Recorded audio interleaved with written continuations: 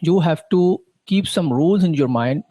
The first one is the case is used as a switchboard where it focuses or tracks on the options or choices. You can say any of these two words.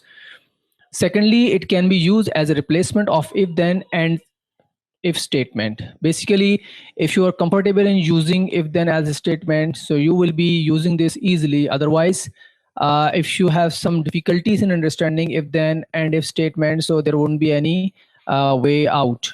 So you have to understand if then statements, and but if you have large number of choices or large number of you can say options, so you can just use with the end case.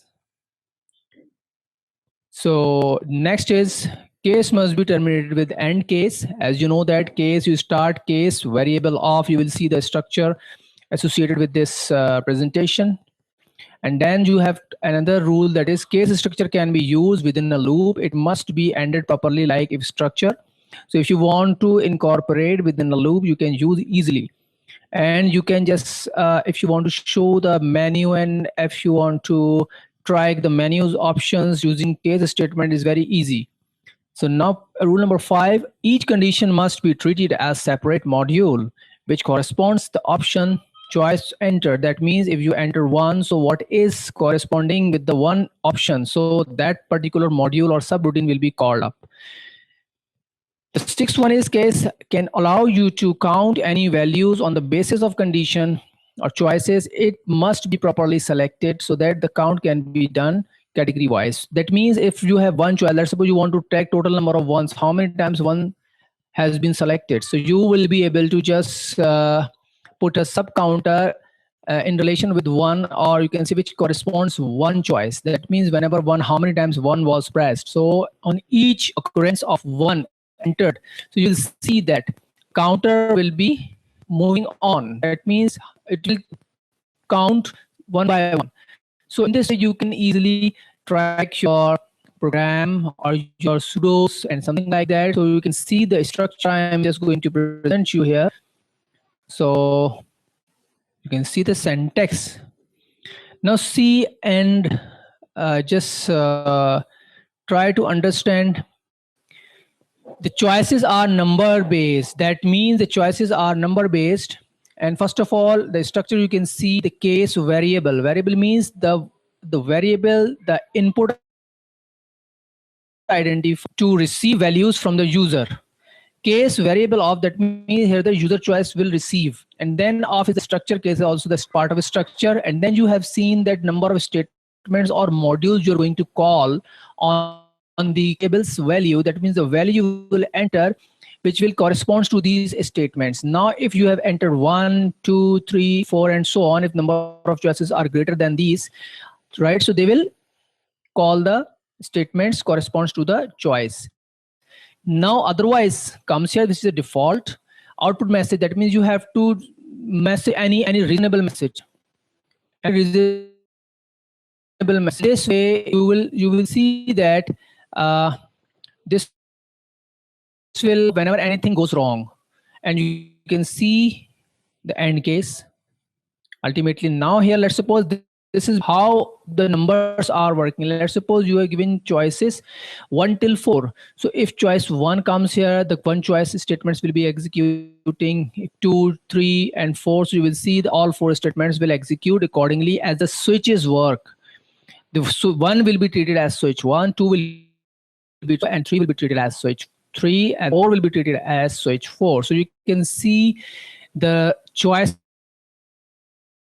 or the numbers you have focused or tracked numbers, and on each number the option will be this, the statement and all, and so and so. So now next is your character based input. That is, you can see character based or string, but string will, you will see later on. Okay, you will see the string later on, right? So here you will see I have focused character. In the next slide, how these are tracked, and you will see that how to use them. Now, normally the case structure has one. Now here I have values are changed. I have said A, B, C and D, 4 different different cases. If you see and note, please notice this thing here, that I have put this with the single code represents that this is a type of character.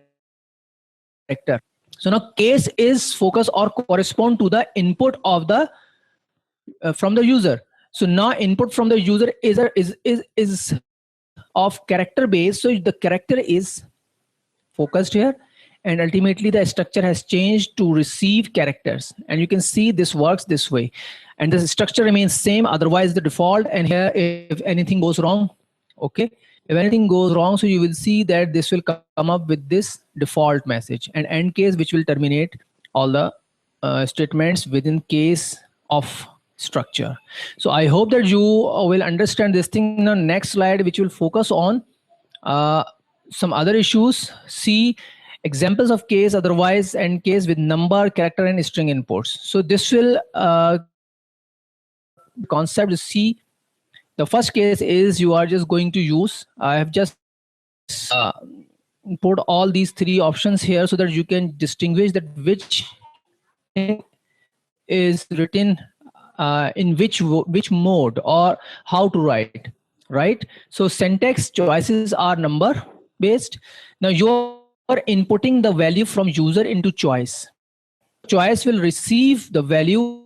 That means the statement input will help and show to receive the user response into choice, and then choice is transferred to the case choice. That means the choice value, the item within the choice, that means the item, the choice is acting like a container which will receive the value or the choice from the user. The item, the value is received into choice, and then the choice is transferring the flow to what. So this is the type of number. So you can see if you press number 1, the output, the calculation will be a equals to a plus 1, the plus positive counter will start. That means the natural numbers will start. Okay, so now here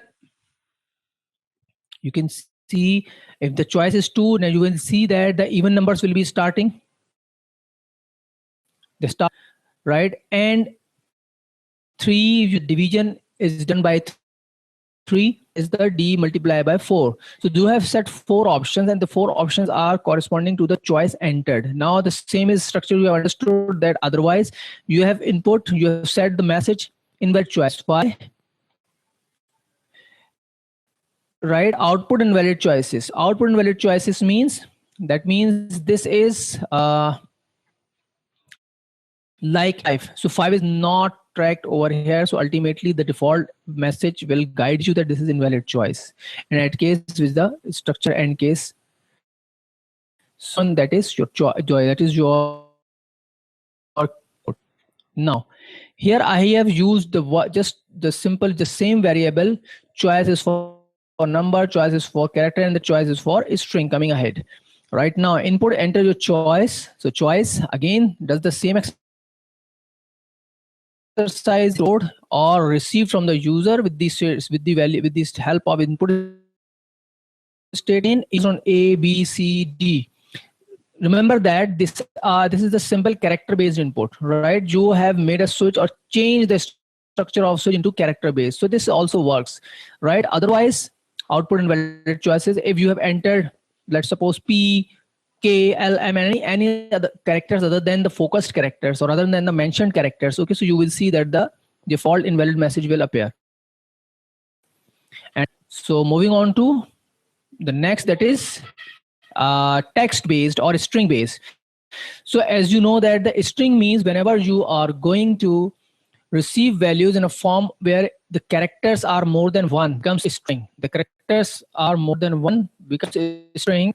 So right, so you will be seeing this way. So you can see that I have entered add. That means the input statement will accept ADD add. Again, the same exercises for this option. You can see, and please notice this thing, that is double quote add, and add is written within double quote, means that you have to type in ADD add for performing addition. S should be subtractions, the short for subtraction is sub, and then MUL for multiplication, short for multiplication, and DIV. 4 options are working in the same way message remains the same, the default, the structure remains the same.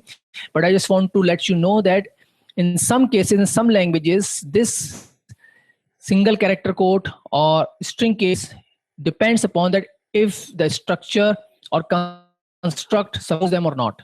But as far as the case case, otherwise end case is concerned, we can just improvise this thing into this, that to understand up to our level is that you can just track numbers, characters, and strings if given, or if you are required to develop any system or where you are incorporating case statement, case structure, right? So I hope this will have cleared your concept, and I hope that you will be understanding this thing, and in the next videos you will see the other technicalities of programming and pseudocode.